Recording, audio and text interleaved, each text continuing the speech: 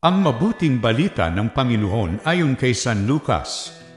Noong panahong iyon, sinabi ni Jesus sa kanyang mga alagad, "Ipalagay natin na ang isa sa inyo'y nagpunta sa isang kaibigan isang hating gabi at nagsabi, 'Kaibigan, bigyan mo muna ako ng 3 tinapay.'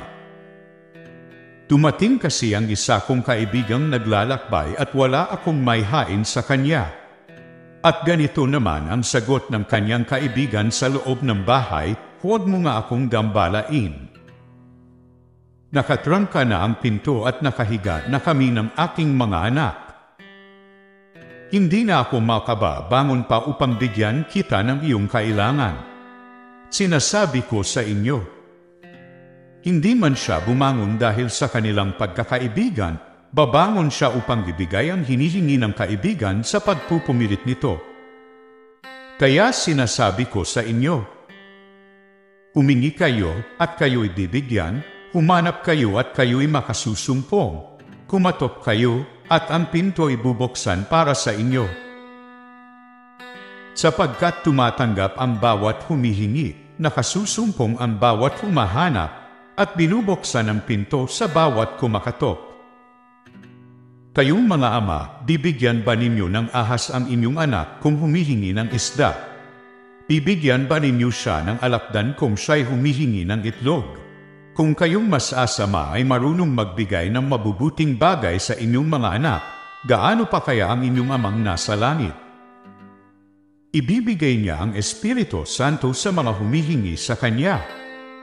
Ang mabuting balita ng Panginoon.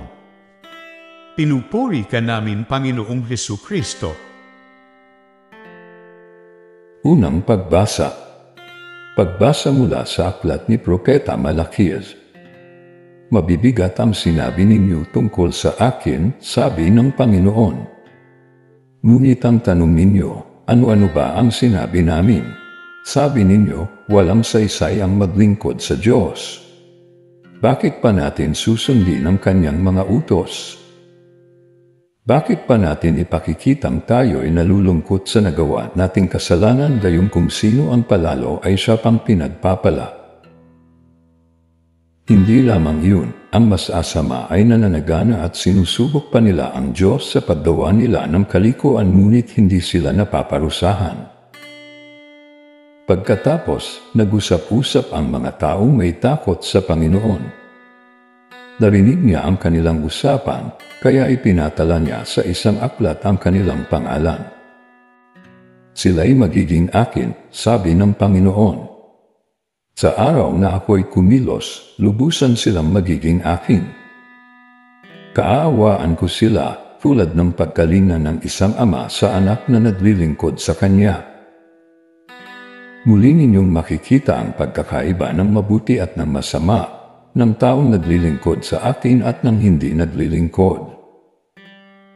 Tandaan ninyo, darating ang araw na lilipulin ko ang mga palalo at masasama. Sa araw na yaon, matutupok silang gaya ng dayami at walang matitira sa kanila, sabi ng Panginoon. Ngunit kayo na sumusunod sa akin ay ililigtas ko at pag-adalingin ng aking kapangyarihan na lulukob sa inyo, gaya ng sinag ng araw. Ang salita ng Diyos. Salamat sa Diyos. Salmong tugunan. Mapalad ang umaasa sa Panginoon tuwina. Mapalad ang taong hindi naaakit niyong mas asama upang sundan niya ang kanilang payo't maling halimbawa.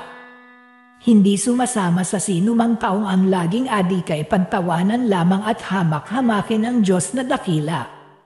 Nagagalak siyang laging magsaliksik ng banal na aral. Ang utos ng puon siyang binubulay sa gabi at araw. Mapalad ang umaasa sa Panginoon tuwina. Ang katulad niya isang punong kahoy sa tabing batisan. Sariwa ang dahot laging namumunga sa kapanahunan at anumang gawin ay nakatitiyak na magtatagumpay. Mapalad ang umaasa sa Panginoon tuwina. Ngunit ibang-iba ang masamang tao, ipa ang kawangis. Siya'y natatangay at naipapadpad kung hangi umihip. Sa taong matuwid ay Panginoon ang siyang mag-iingat, ngunit kailanman ang mga masama ay mapapahamak. Mapalad ang umaasa sa Panginoon tuwina.